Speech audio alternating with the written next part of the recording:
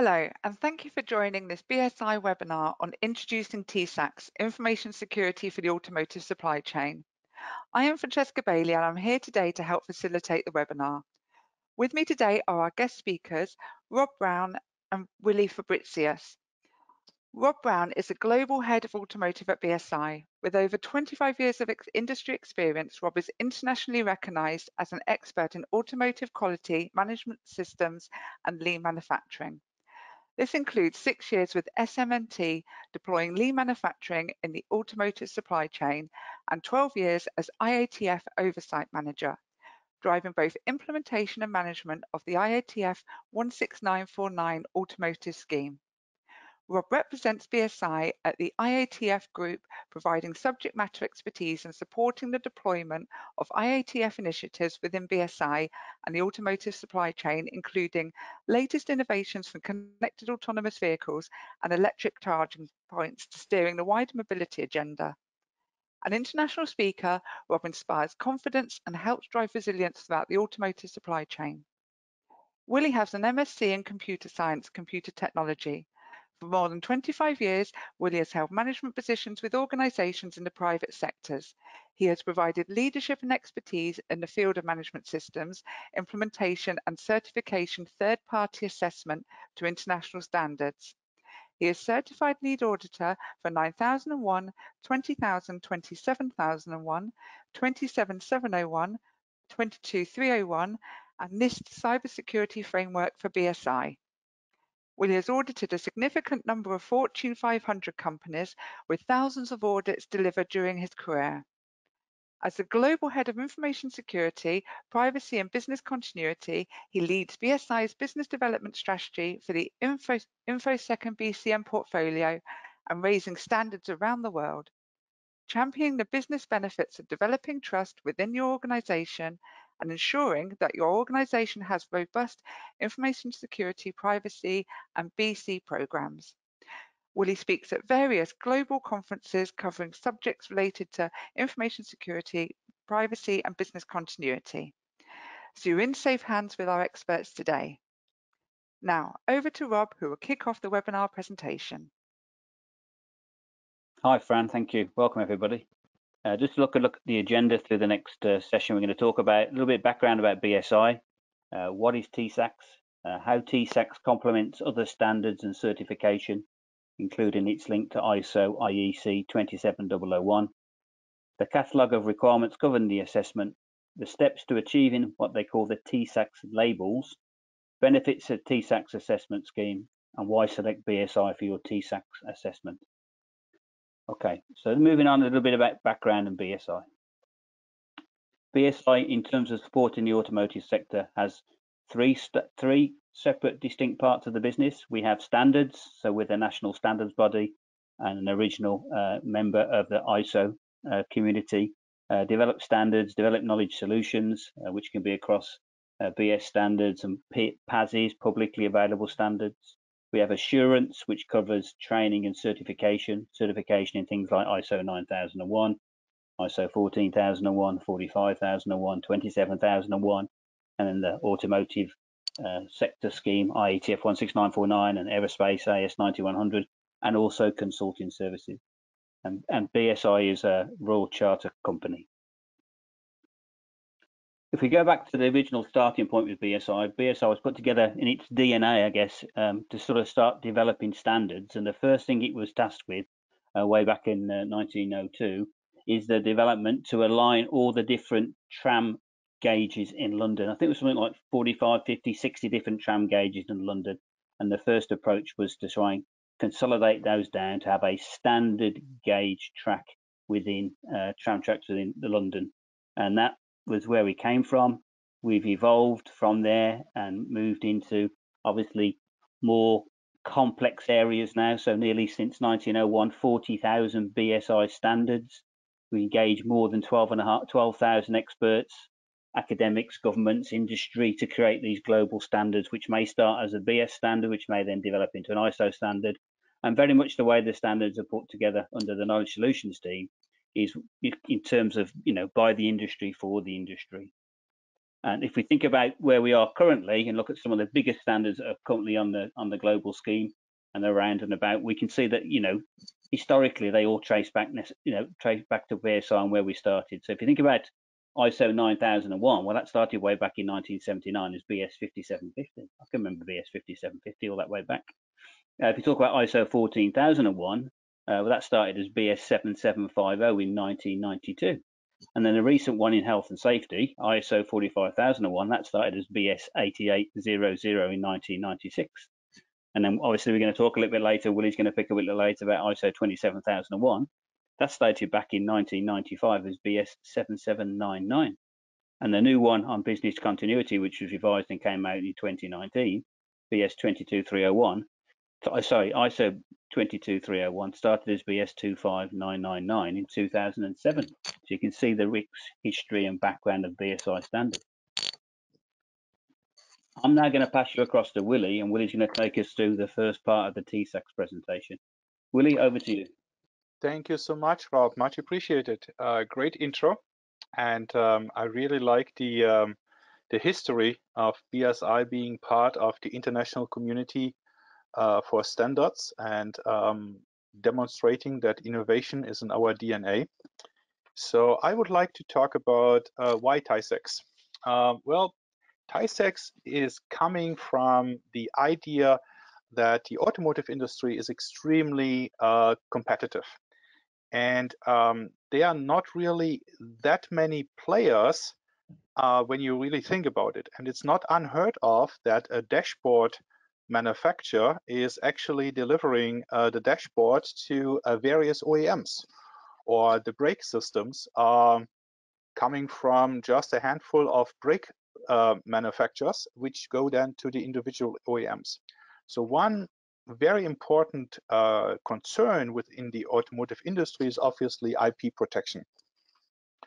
And the TISAX requirements come from requirements from the OEMs in Germany, namely BMW, Daimler, and VW, but we also see a great interest from Toyota pushing it through their supply chain.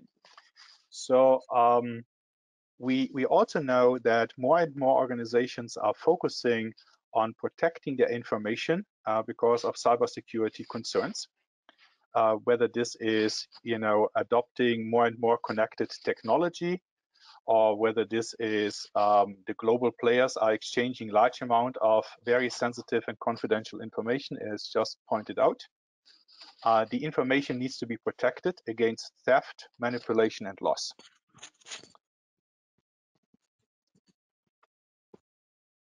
And in the information security world, we are on a regular basis referring to the triangle, referring to the CIA. And CIA does not stand for Culinary Institute of the Americas, but it stands for confidentiality, integrity, and availability. And fundamentally, information needs to be protected against loss of confidentiality. Information needs to be available if and when required, and information must not be manipulated. So the integrity of the data is of utmost importance. So when you think about, as a customer, going to your bank, going to the ATM and would like to withdraw money, if the ATM shows you the wrong amount, you may either get a heart attack or you may jump in the air for joy. But at the end of the day, the data needs to be correct, right? And that's the important thing. And the data needs to be available, and confidentiality needs to be protected. So giving it back to Rob for the next slide. Well, thank you. A really good introduction to why TISAX, and I really like that confidentiality, integrity, and availability triangle. Really good information security in a single diagram. Yeah. So what is TISAX? Well, TISAX stands for Trusted Information Security Assessment Exchange. I know I wouldn't get to that in one go. And it's an assessment exchange and mechanism for information to be shared between different enterprises. And that allows for recognition of assessment amongst different participants. And once you have your TISAX label, you can you effectively pick to allow which of your customers can actually see your information. And it's very much based on sharing information between OEMs and customers and suppliers and within the supply chain. It's developed and goes back historically under the VDA, which is the German National Association, and it was developed to support requirements within Daimler and BMW and VW as a group, and they built the TISAX assessment with some specialists, and that was then decided that because TISAX didn't sit necessarily within the quality management system scenario area within VDA, it was given to ENX, which is the organisation that manages TISAX, to manage the program independently from an information security point of view. So it's bringing standardisation, quality assurance of the approach to cybersecurity, and mutual recognition of audits across different OEMs and different customers. It's an intercompany. It says it's an intercompany test and exchange mechanism based on information security assessment, which is the questionnaire, the ISA, which has all the questions based on the requirements of TISAX and what things need to be met, very much aligned with the structure of ISO 27001.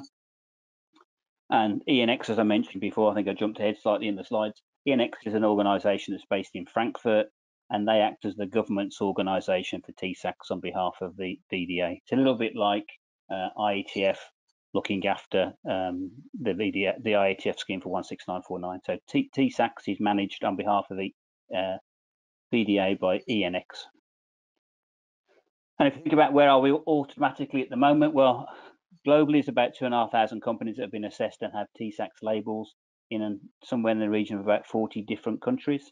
So it's starting to pick up now. We saw early adoption of BMW maybe 2 or 3 years ago when they were requesting ISO 27001 and or TISAX, and that's now started to be picked up more, particularly by the German OEMs, so Daimler and VW.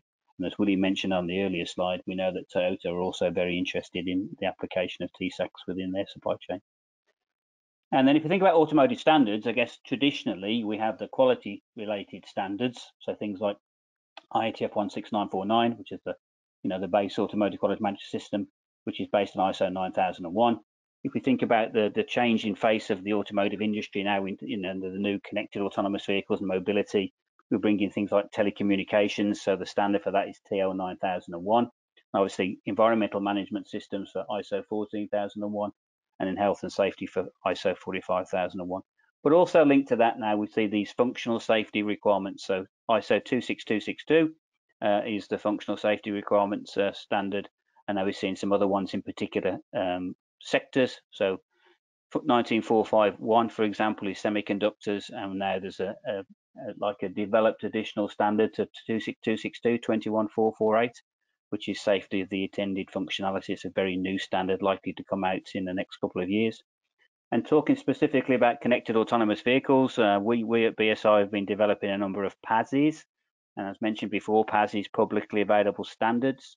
So it's something that starts off as a UK initiative, might then become a BS standard. And we developed a whole series of PASs around the 1800 standards, looking at connected autonomous vehicle trials and testing.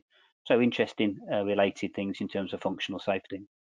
And obviously the thing we're talking about today is very much around information and cybersecurity. And we're talking a little bit about ISO 27001, which is the Information Security Management System, but predominantly TISAX, Trusted Information Security Exchange, which is built on top of ISO 27001. And other things that are starting to take off in the automotive industry, there's this new standard that's been developed, ISO 21434, which is about vehicle cybersecurity. And then related to that, VDA, another VDA specific, a bit like TISAX, another VDA specific for automotive cybersecurity management system audit, and then automotive SPICE. So just wanted to give you a bit of a feel for the sort of like ecosystem of management systems related to the automotive industry. I'm going to hand you back over to Willie, and then we'll get together in 3 or 4 slides time. Over to you, Willie. Thank you, Rob. Great overview over the various standards. And I understand that occasionally a view of those standards might be daunting and challenging. But let's focus on the 2 standards that are of most interest at this moment in time in terms of information security. So TISAX and the comparison with ISO IEC 27001. BSI has created this document that will be available for download to interested parties. So just let us know, and you should get a copy, either download it or upon request. We have compared, or we are comparing, what is 27001 compared to TISAX, right? And let's first start with 27001. 27001 targets an organization leadership and major stakeholders, while on the other hand, TISAX is focusing to support the business partners of the organization. So ISO 27001 is more focused internally, versus TISAX is focused externally to the business partners. 27001 has a relatively flexible scope. At the end of the day, it says in a paraphrase that the organization needs to determine the scope based upon the context of the organization. In TISAX, the scope is standardized, very defined which locations, which assessment objectives need to be considered, and this is being on a regular basis being discussed and determined by the business partners rather than the individual organization. And so on and so forth. So one of the key things is, for example, in 27001, there is no central database, right? Various certification bodies make their certificates publicly available. Some CBs don't. But within TISAX, there is a standardized format to share the assessment results using labels through a central database that is being managed by ENX. Let's go to the next slide. So a little bit more context of the relationship between TISAX and 27001. So we said already earlier, TISAX is based on the VDA ISA catalog, so the Verband der Deutschen Automobilindustrie defined catalog of requirements. And they are very, very similar to the information security controls of ISO IEC 27001 in Annex A, but I would like to emphasize they are very similar. They are not the same. They add specific security controls for the connection in the connection of prototype protection and data protection. So it's not just about pure information security, but also how do we protect the information related to prototypes. One can easily see that in a prototype shop, you may have prototypes for different OEMs, which might be a problem if you have visitors, right? So it might be not a great idea to have really all the prototypes in the same room, because obviously the OEM could visit and see prototypes from other OEMs. And it also has requirements with regard to data protection and privacy. Those areas are identified in the ISA and need to be verified by the assessors. The VDA ISA catalog comprises of key aspects and criteria of internationally recognized standards.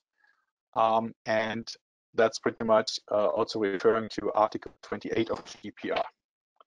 Next slide, please.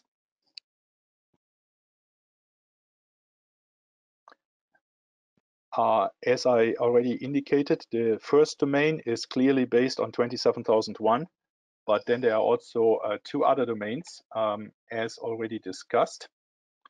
So for an organization which is already or in the process of becoming certified to 27001, they are definitely way on the right way to achieve TISAX assessment and conformity, and can easily obtain the TISAX label.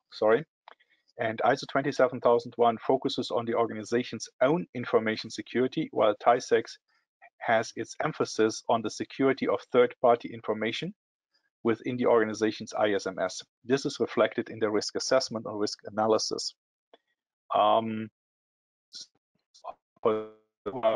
Always looking for number of controls and such. Information security domain, there are 41 controls in TISAX. In the prototype protection domain, there are 22 controls. And in the data protection domain, there are 4 controls. Sorry, Willie. No worries. No worries. On the next slide, we are talking about the different assessment levels. So there is a assessment level 1, assessment level 2, assessment level 3. And on a regular base, we are talking about AL2, AL3, right? Assessment level 2 or 3. Level 1 is a self-assessment where the supplier completes the TISAX questionnaire and publishes the result of that assessment on the TISAX platform. But it's a self-assessment. Level 2, it's a little bit more complex, and the self-assessment will be verified by an assessment firm, for example, by BSI, usually by phone or video, by an approved auditor. And we will verify randomly whether indeed the self-assessment is filled out correctly. Level 3 is more like a traditional on-prem audit, where the auditors or assessors are coming on-prem and verify whether the organization has indeed implemented those controls. And this is also to be done by obviously an approved audit provider like BSI to assess whether the self-assessment has been filled out correctly. On the next slide, I will talk about the different assessment levels. So if an organization has the assessment objective of, let's say, information with high or very high protection needs, that would automatically fall into assessment level 3, respectively assessment level 2. If an organization is tasked with the protection of prototype parts, that's automatically assessment level 3, and so on and so forth. On the other hand, if it is just, inverted commas, about the data protection and the privacy as per Article 28 of the GDPR, the organization might be just falling into the assessment level 2 requirements. So it's very, very important that it's clear between the organization and the OEM what is the assessment level that is required, because even if it is data protection, it could be a level 3 because of special characteristics or categories of personal data, which are once again defined in the GDPR regulations. So the next slide will provide a quick pictorial description of how that works together a little bit. So on the bottom, we have this light red box that is depicting the TISAX platform that is managed by ENX, as Rob already explained earlier. In that platform, there are the auditees or the participants in the supply chain. So those auditees will need to register. They will then apply for an assessment. BSI will then provide the assessment and audit result into that database. And then the auditee or the participant that was audited can share this audit result securely with other participants as they are required and as they see fit. So while the reports are all in that secured environment, the actual sharing is done on a one-to-one base, and the ENX participants need to agree to share the results with each other. Over to Rob. Great, Willie, thank you. Thanks for taking us through those different levels and maturities and the diagram about the approach for the assessments. Fascinating, really, really, really interesting. You know, we talk about the project phases, and let me start off at the beginning. So let me go through them all, and then we can build as we go through. Probably makes more sense to have that maximum period of 9 months there, so we can get there. Yeah. So typically, the assessment definition, not the starting of the process, that typically starts off with in the automotive supply chain with your OEM looking at you know, what do you provide? You know, are you a prototype and manufacturer, or are you manufacturer? And that links into whether it's a level 1, level 2, level 3. The next thing after you sort of established that, or you know, understood the request from the OEM to move forward, is registration. Now, this is really, really important. ENX has a registration portal that we need to go into. Now, as a client starting the process off, it's very important the client goes into the registration portal and enters the details, because by entering the details in the portal, that gives what they call approved audit providers the opportunity then to pull the ID records and start to develop the proposal and work with the clients in terms of moving forward with the TISAX application. Then you have your initial assessment, typically a bit like a stage one with IATF, like a readiness review sort of approach. So telephone interview for level 2 and an on-site assessment for level 3. And then you would have obviously the on-site audit for level 3. Then we'd have the discussions around the findings and non-conformities and those sort of areas of, whether there's non-conformities that need to be worked on. And then obviously we need to work on addressing the findings and putting correction in place and moving forward. And then following the successful conclusion of obviously addressing any non-conformities that are raised, we get to follow-up assessment. And this is where they confirm everything's been put in and you get your TISAX label. Now, the thing to really be really two main points, I guess, is one, registration, and the other one, which sometimes gets confused, is the discussion around the maximum period of 9 months. We've come across organisations thinking that the 9 months implementation plan from start to finish starts when you register in the portal. It doesn't. The 9 month maximum time period for having your audit, looking at your non-conformities and closing them out, that's the 9 months window, which starts at the end of your initial assessment. So if that was a level 2, that would be remote, virtually. If it was a level 3, that would be on site. So it's really important to remember that 9 months starts at the end of your initial assessment. And the even more important thing to remember is please ensure you register on the ENX portal. Very, very important you register on the ENX portal. And then we talk about, okay, well, how does the process really work? We talked a little bit before about the main part. So you would clients would undertake, do their TISAX registration in the portal. You would then, hopefully you would engage BSI as the audit provider. We would then do your TISAX assessment and obviously work through non-conformities that are raised. That then results in you being issued your TISAX label, very specific terminology. You get a TISAX label, you don't get a TISAX certificate, it's a TISAX label. And then your data is then put onto the TISAX exchange, and that's when you can select who you share your data with. So it's quite a straightforward process of registration, engaged BSI as your audit provider, do the assessment, close out all the non-conformities, typical audit approach, issue your TISAX label, results go into the TISAX exchange, and that's when you can start to exchange information with people you select to share with as an overview of the process. So hopefully that gave you a bit of an overview and we can move on a little bit. So I'm going to hand you back to Willie for a couple of slides, then we'll come back together. Willie, over to you. Thank you. So there's obviously an audit report, but it's mainly the filled out ISA checklist. But from my point of view, there is a more important portion of the ISA checklist that is depicted here in this spider diagram, which describes the various maturity levels achieved in the various domains. So for example, if this would have been a real audit, the organization would have achieved a level 5 in section 1.4 risk assessment.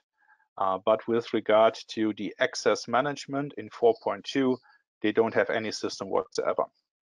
And the target maturity level is level 3. So in this particular case, the organization would not be able to get a TISAX label unless they are able to implement suitable corrective actions to bring those areas up to at least level 3.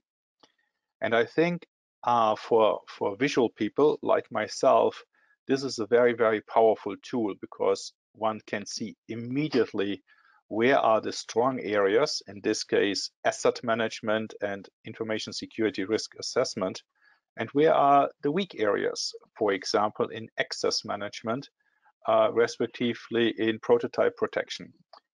And that helps then the organization to focus their energy, their resources on those areas so that they can get indeed to a state where the requirements of TISAX are being fulfilled, and they can ultimately receive the TISAX label. Any deficiencies, like Rob just said a couple of minutes ago, need to be addressed within 9 months. And in some cases that might be challenging, in some cases that might be no issue whatsoever. But at the end of the day, yes, there is a very strict timeline within which the organization needs to address those. And I would like to emphasize that the closeout activity, the verification activity, does not need to be in one swoop. It's quite possible that the organization says, okay, with regard to access management, that's relatively easy. We can implement the suitable corrective actions within a month or so. So can you come back in 4 weeks, 6 weeks and verify that? And then after that, they focus on, let's say, the prototype protection and the physical environmental protection. That's quite possible. Then we would just simply need to come multiple times to verify the effective implementation of suitable controls to address those weaknesses. On the next slide, we are going to summarize a little bit the sharing of the results. But honestly, that's a repetition of what we said already earlier in a different slide. But I think it's still important to repeat it, because it's really about that the TISAX participants can embody two roles. They can provide and/or they can assess confidential information in a secured way. So it's quite possible that a participant is providing the audit results while others are just accessing the audit results. Or I can see that one organization is providing the CAT specification, CAT drawings to their suppliers, and well, the supplier is just accessing this CAT information, and everything is in a very secured environment that is disconnected or not connected to the internet, and therefore is quite secure from an information security perspective. And this exchanging of assessment results is obviously just one of the things, one of the items, one of the pieces of information that different organizations may exchange. So what are the benefits of TISAX? Well, that's a good question. But one of the issues of, let's say, standard audits is that there might be organizations assessing the very same supplier for the very same questions. And yes, I came across as an auditor professional auditees, people whose job is just and exclusively to just do audits. You know, receive the auditors, provide the basic information, be the host for the auditor, and go to individual departments. That's their job. They are professional auditees. So with the TISAX approach, that is avoiding duplication of assessments and allows for common recognition of the audit of the assessment results. It also facilitates the renewal of existing suppliers' contracts, because on a regular basis in newer contracts, there is this clause that says the organization shall provide evidence of a secured environment and cybersecurity activities. And obviously, TISAX is one of the vehicles that an organization can use. TISAX also provides business development opportunities and connections thanks to an industry-wide recognition. You know, once you're in a TISAX or ENX platform, people understand what those results mean and how to interpret them because of the standardization.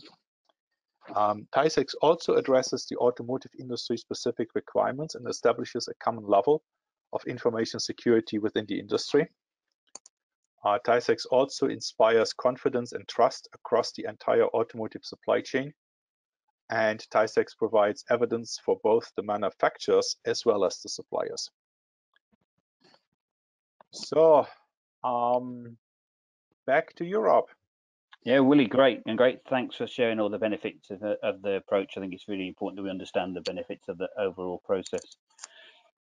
Yeah, so obviously just back to BSI. We started BSI with the history and where we are since 1901 and the history of the organisation. But what would you think about looking at BSI as the audit provider for TISAX? Well, we have a very rich automotive heritage in the UK. UK market leaders in terms of IATF certification by a long, significant way. We're involved in the inception of ISO SAE 27001, which is obviously the basis for TISAX.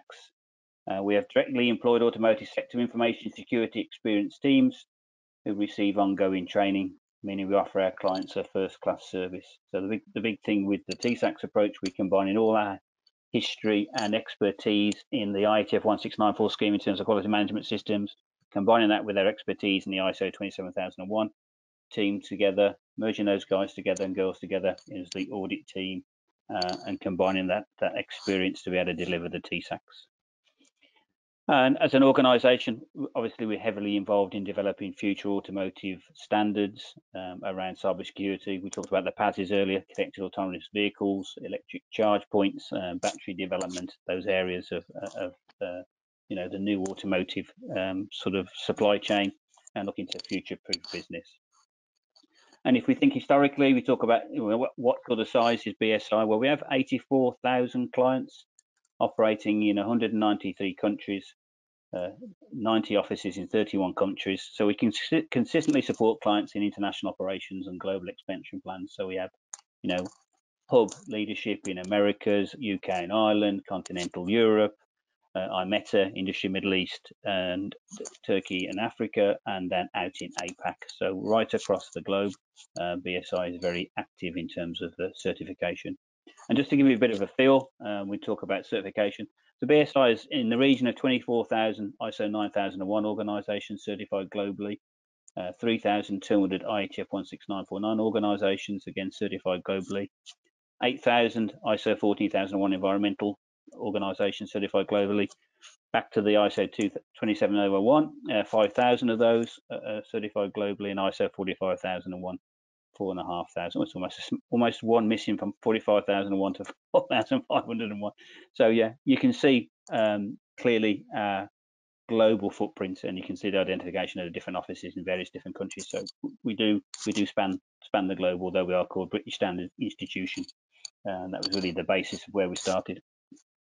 Next steps really would be, if you are interested in moving forward with TISAX, will be to contact your local BSI office, who would then be able to help you, direct you in the particular way. The first thing they should direct you to do, as we mentioned before, is to enter the ENX portal. Very easy, it's enx.com, and put in your information, which will be the first process step to get the ball rolling, so to speak.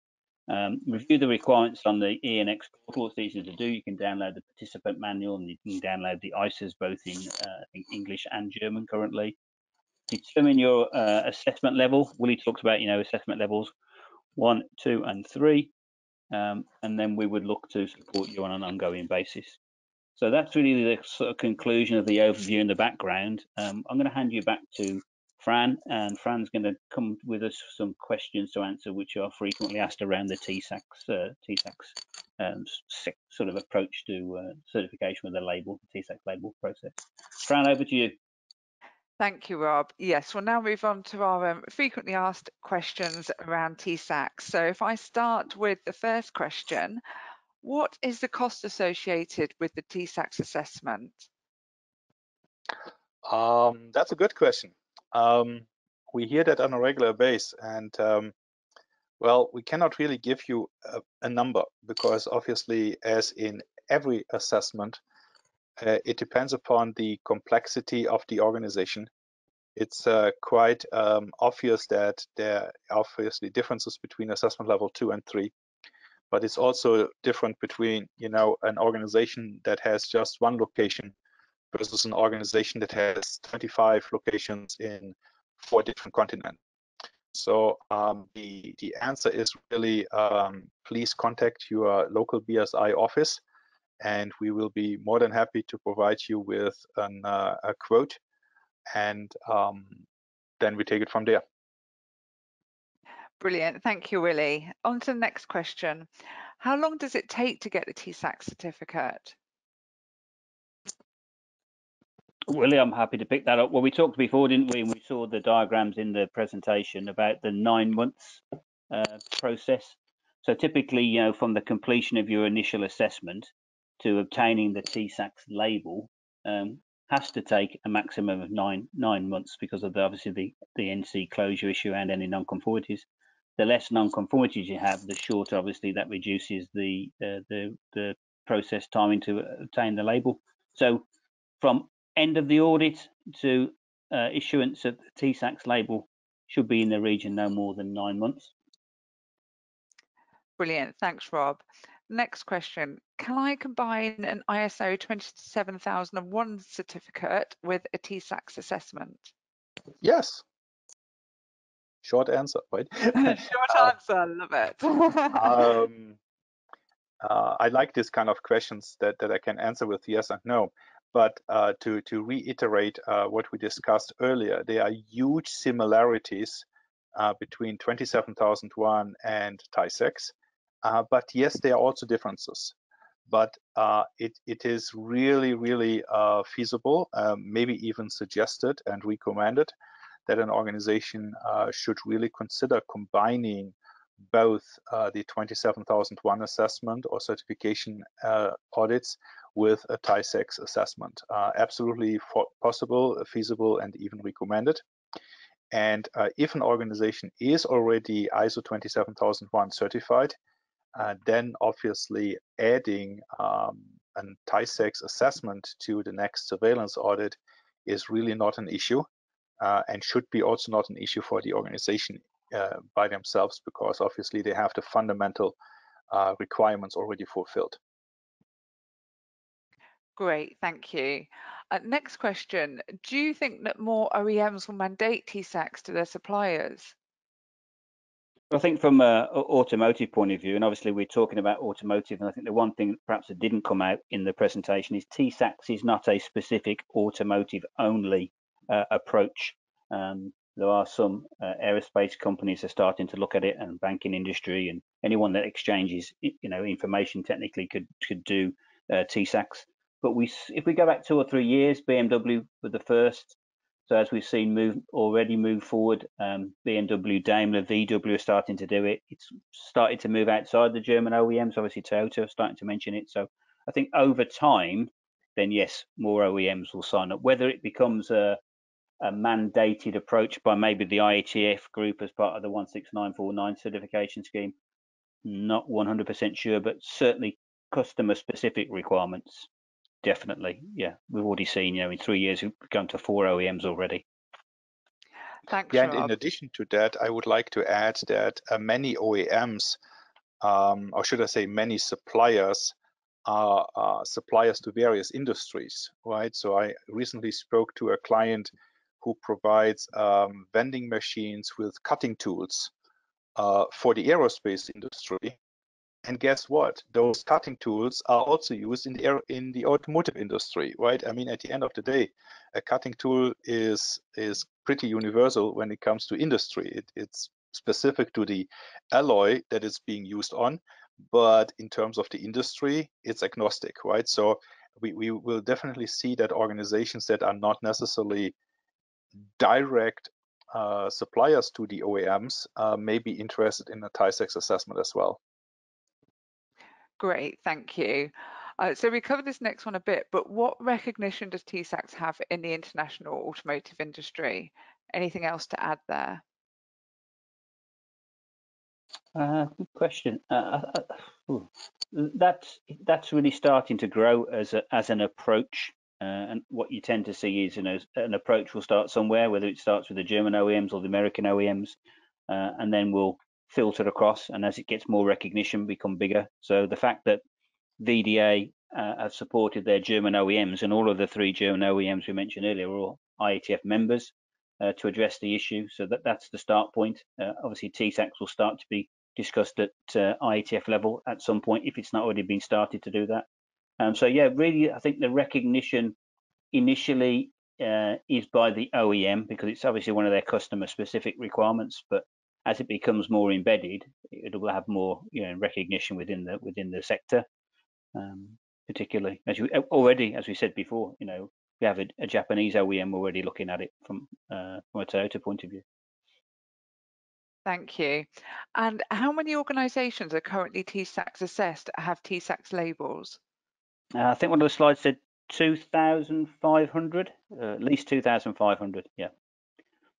In 30 countries, I think the slide said, from memory. Great, thank you. And who in the organisation leads a TISAX audit? Is it the IT team? Oh, that's a loaded question. So from a 27001 perspective, as a 27001 auditor, I can tell you that I get extremely nervous if I see only IT people in the opening meeting, because then I know that the organization did not understand, did not grasp the concept of information security versus IT security. And the very same is true for TISAX. The IT department has no say over how to protect prototypes, right? So it's definitely not just the IT department. Now, are there components within TISAX that are IT specific? For example, asset management or access control? Absolutely, yes. So IT is definitely a very integral part of the TISAX program and the TISAX system, but they are not necessarily the project managers, for lack of a better word, of the TISAX certification activity.